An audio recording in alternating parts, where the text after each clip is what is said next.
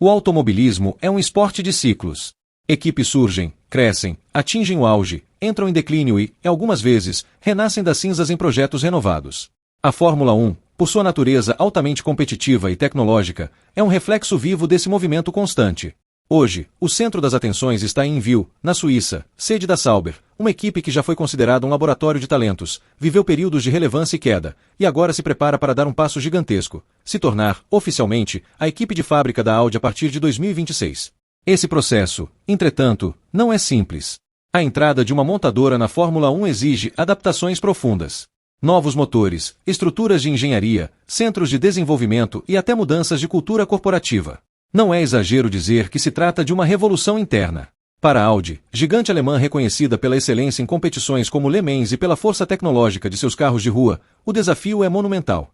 Afinal, a Fórmula 1 não perdoa iniciantes, e nem mesmo marcas históricas conseguiram chegar dominando logo de cara. O que se especula nos bastidores é que a Audi viverá pelo menos 3 anos de dificuldades, um período de aprendizado doloroso antes de realmente se firmar no topo do grid. É justamente nesse ponto que entra Gabriel Bortoleto. O brasileiro, em sua temporada de estreia, vem conquistando admiradores pelo mundo.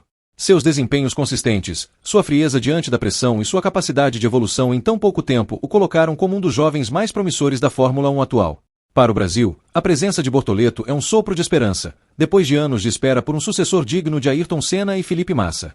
Mas a perspectiva de 3 anos de resultados ruins pode ser um fardo pesado para carregar. Em um grid tão competitivo, onde as oportunidades surgem e desaparecem rapidamente, estar preso a uma equipe em reconstrução pode significar perda de visibilidade e até estagnação na carreira. É nesse contexto que Fernando Alonso surge como peça central da narrativa. Bicampeão mundial, veterano de guerras épicas na Fórmula 1 e um dos pilotos mais influentes do paddock, Alonso não apenas enxerga Bortoleto como um talento especial, mas também atua como seu mentor e gestor de carreira. Foi Alonso quem ajudou a abrir portas para o brasileiro, articulando conversas com equipes e garantindo que ele tivesse um assento na Sauber em 2025. Mas agora, diante das previsões sombrias para os primeiros anos da Audi, Alonso estaria preocupado em não deixar seu pupilo preso a um projeto que pode atrasar seu desenvolvimento. Os rumores indicam que Alonso poderia buscar alternativas, usando seu peso político e sua rede de contatos para encontrar um destino mais favorável para Bortoleto. Essa movimentação faria sentido dentro da lógica de gestão de carreira, proteger o jovem de um ciclo de dificuldades e, ao mesmo tempo, mantê-lo em evidência em uma equipe mais competitiva. Para Alonso, que sempre teve a fama de tomar decisões ousadas, muitas vezes arriscadas, essa seria mais uma jogada estratégica, mas desta vez não em benefício próprio, e sim em prol de um talento que ele acredita poder se tornar campeão mundial. Para compreender melhor esse dilema, é importante olhar para a história da Sauber e para os exemplos de outras montadoras. A Sauber nasceu como uma equipe independente, focada em engenharia de precisão. Ganhou respeito no início dos anos 2000 ao revelar pilotos como Kimi Raikkonen e Felipe Massa. Mais tarde, se associou à BMW, viveu um breve período de destaque, mas depois voltou ao ostracismo. Nos últimos anos, sobreviveu no meio do pelotão, muitas vezes sem recursos para competir de igual para igual com as gigantes. Agora, com a Audi, a equipe tem a chance de renascer, mas o processo é arriscado e doloroso. Exemplos não faltam. A Toyota investiu pesado no início dos anos 2000, montou uma estrutura milionária, mas jamais venceu uma corrida. A Honda, em diferentes épocas, sofreu para se adaptar às mudanças de regulamento e só brilhou de fato quando se associou à Red Bull, décadas depois. Até mesmo a Mercedes, que hoje é sinônimo de sucesso, precisou de paciência. Quando comprou a Brau GP em 2010, levou 3 anos para engrenar e só começou a dominar com a chegada da era híbrida em 2014. Esses precedentes deixam claro que a Audi não terá vida fácil. Para Bortoleto, 3 anos no fim do pelotão podem ser fatais. O jovem piloto precisa de resultados, precisa aparecer, precisa brigar por pontos e pódios para se consolidar. A Fórmula 1 é cruel com talentos que ficam escondidos em carros pouco competitivos. Basta lembrar de Nico Hülkenberg, que sempre foi considerado um piloto veloz, mas nunca teve a chance de guiar um carro de ponta.